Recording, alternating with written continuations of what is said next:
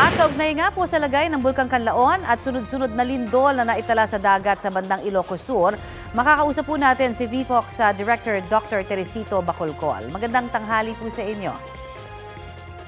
Yes, ma'am. Magandang tanghali din po sa inyo. Opo, makikikamusta lamang kami sa inyo pong monitoring sa Bulkang Kanlaon. Okay, so for the past 24 hours, tama po kayo, nakapagtala po kami ng 15 volcanic 25 volcanic earthquake, and that's between December 23, 12 a.m. to December 24, 12 a.m. kanina.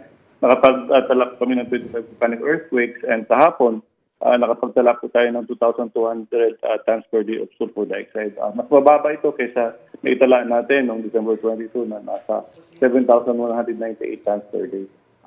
Nasa alert level 3 pa rin yung Canlaon volcano, meaning there is a high level of unrest, and we expect that there is a possible that there will be a hazardous eruption within the next few weeks.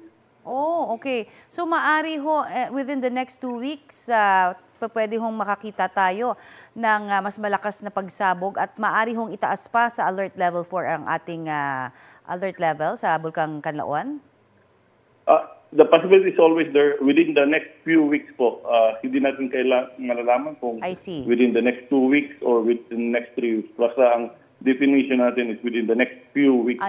And the possibility is always there. So we have to closely watch Canlaon volcano. We assess this on a day-to-day basis. Tinitingnan natin yung mga parameters. Kapag there's an uptrend, then we may raise it to alert level 4.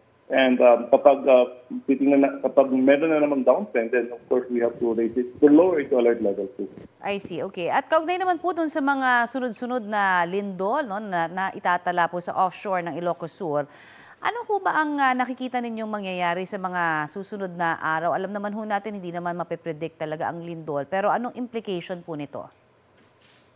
Okay, so kung titignan natin yung sequence of earthquakes sa offshore of Ilocos Sur, yung number of earthquakes from December 19, kung saan nakapagtala tayo ng magnitude 5, and there were on that day there were 70 earthquakes.